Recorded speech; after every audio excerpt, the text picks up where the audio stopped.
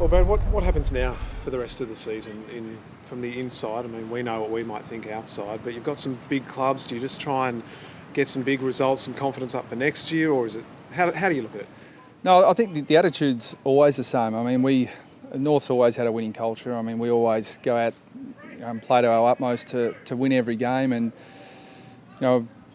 all this season we've been working on playing a style of footy that we think is going to beat the best sides in the competition. So nothing changes from that perspective. I mean, I've said all along that we don't sit there and analyse the ladder like a lot of supporters do. We analyse the style of footy we're playing, working on the things and reinforcing the things we're doing well, and trying to improve on our deficiencies. So we've got just a fantastic opportunity to play some really great clubs on the way home, and we think we've shown this year that our best is pretty good, but it hasn't got us over the line against those really good sides. So we know we're capable of beating them, and we'll be absolutely playing to our utmost to make sure that happens.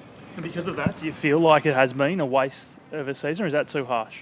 No, I don't care really what anyone else thinks. I mean, it's a ridiculous notion in my view, because every opportunity you have to go out and play AFL footy is an opportunity to get better. And we've got our eye on our ultimate aim, and nothing will derail us from that. So this is a great opportunity for us to continue to develop our game.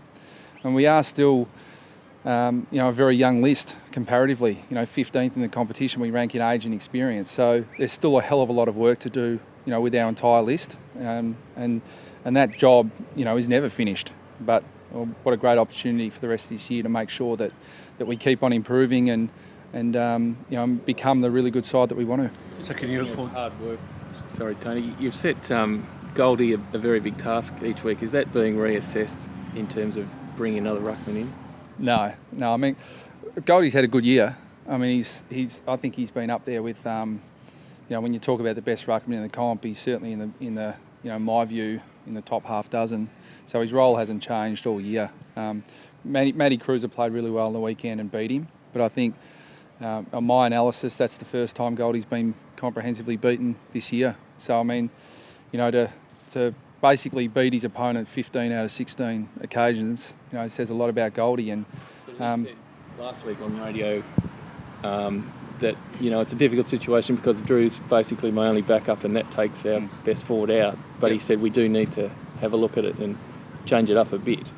Oh, well, Goldie was in the All-Australian squad, and has been of that standard for the last few years, playing exactly the way he's been playing. So we're always looking at options. I mean, we think Dan Curry he was back from injury last week and played well. So he's going to push for selection, and I genuinely hope that he pushes and breaks his way into our side, at some stage this year. We know that Majak Dor can come in and play ruck and play forward as well. So it's not something that we just put on the shelf and stop analysing. We're analysing it all the time. But I think it's short-sighted to say that Goldie, was beaten once, or some people looked at some stats and finally realised in round 17 that Goldie doesn't get interchange much, and realised that it's an issue. His form's been pretty good. With finals out of the equation now, do you get a chance to tinker with that development a little bit, try some players that you may not have wanted to, just to see how they go and all that sort of stuff? No, I want to try them all. I mean, but we don't select the team based on picking players that we think are going to be good players for us in the future. We look at players who are doing the right things, performing well at VFL level, and forcing their way into the side, because you shouldn't get AFL games for free, and we're certainly not about that. But fortunately, we're not in that position, because all the players that are pushing and right on the cusp, some are unlucky not to get an opportunity, and I'm really confident some will push through and we'll make some changes, because we have to make changes, because we've got players who, through their form, are saying you've got no choice but to pick me. So I think we're fortunate that we've got some of those players, and I think as I said, we're still a 15th in the competition in age and experience. So that means that we're playing a lot of those players that we want to play. I mean, we're still a pretty young side, so those guys have still got to work on their game and still got to develop. So the side that we're playing at the moment is a lot of those players still need to play a lot of footy. So we're not about to tip them out just because we think we've got to introduce new players for the sake of it. Taylor Garner, Brad, is he close to his debut? Yeah, he's one of the players who are pushing, but Taylor, is a top end talent. We think he's got real capability, but at the moment he's probably not quite at the level where we pick him this week. He was an emergency a couple of weeks ago, and was right on the cusp. But he's having really good patches in games, but not yet stringing enough consistency over 4 quarters together. So I'm hopeful that he'll push up and play before the year's out. But largely that'll be up to him and his coaches to make sure that he plays footy worthy of it. It's probably a fairly funny season this year in the sense that 9th may be good enough to play finals. Is that something you've spoken about with the group? No, that's completely out of our control. I think, it is a strange situation, but I think if you start worrying about all those sort of things, and it's a bit like when you're on the cusp of playing finals and you start hoping other sides will lose, you take your eye off what's important. So, we'll just keep working towards becoming a really good footy side. You'd take it though if you got to that point and it was on offer, wouldn't you? Oh, absolutely. Yeah, I mean, yeah, it'd be. You never look a gift horse in the mouth, but I mean, our situation is that we've got some, the best sides in the competition.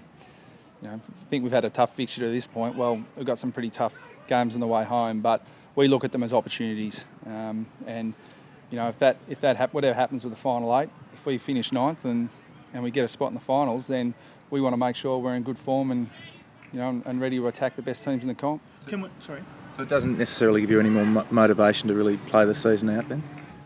No, because again, honestly, our attitude is that we've just got to get our team playing really good footy, and at times in patches in games we've done that. We haven't done it consistently over the year. So, really, I mean, we're where we are because of what we've done throughout this year. So, if things conspire to give us an opportunity that we finish 9th and we end up playing finals, our job is to make sure we're playing really good footy. Now, if that doesn't happen, our job is still to make sure we're playing really good footy so we set ourselves up for the future.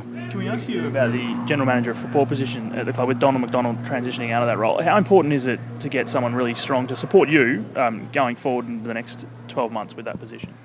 I think it's up there with the most important positions in your football club. Fortunately, we've got some some really good, I suppose, developing leaders in that executive team in our footy department. John Haynes and Cameron Joyce are very, very capable, executive level people. But you will be, I imagine, through Carl Delena and the board, having a really good look around and speaking to a lot of people so that we can get the best person available. And do you agree that as a coach you need that support, someone in that position who is very supportive? Yeah, I think everyone does. Everyone does. I mean, you can have all the confidence in your own ability in the world, but you definitely need a sounding board. You definitely need people to hold you to account, and I need that as much as anyone else. And I think a strong chief of football is. You look through history, every successful team's got one. And those two blokes that you mentioned, they're potentially candidates. They've stepped in and taken some of Donald's responsibilities already. Yeah, they have. I just think that they've been in our footy club for quite a while and are both very, very impressive in the way they go about it. So all I'm pointing to there is that we've got some internal candidates who I think would be well worthy of consideration. But I know that the club will do their due diligence and look far and wide for the best candidate. Just on the Demons this week, what have you made of their recent form under Neil Crane? Yeah, I think that they seem to be playing with a bit more freedom and they're playing. I thought they were pretty disciplined against Brisbane last week and were certainly right in that game right till the end. So I think that their forward structure looks pretty settled and they've got obvious talent. So I think Jack Watts is playing the best footy of his career so far, and Chris Dawes gives them great structure and great competitiveness, and Jeremy Howe takes mark of the year every week. So now they've got the capability there, and with their draft picks that they've had, they've got guys who can play. So we've got to make sure that if they play poorly, it's because of what we do to them. How's Michael Ferrito been this week? Yeah, he's he personifies what our football club's about. He has been battling with some injuries all year, and I think a lesser person, a lesser player wouldn't have been able to get through. But he got to the point where he really felt, we knew that his form wasn't where it needed to be, but he felt he was letting the team down too. So in typical Michael Frito fashion, he thinks team first and he thinks about himself second. So we'll continue to do what's best for the team, but I've got nothing but respect for Spud, and I'm hopeful that he can get his injuries right and he can come back into our side at some stage. And I think Jack Zabel was the other injury concern. Yeah, he's fine. Yeah. It was scary because that broken leg, he's broken that twice, and he's got some pretty significant bruising on that old fracture site, but he'll be right to play this week.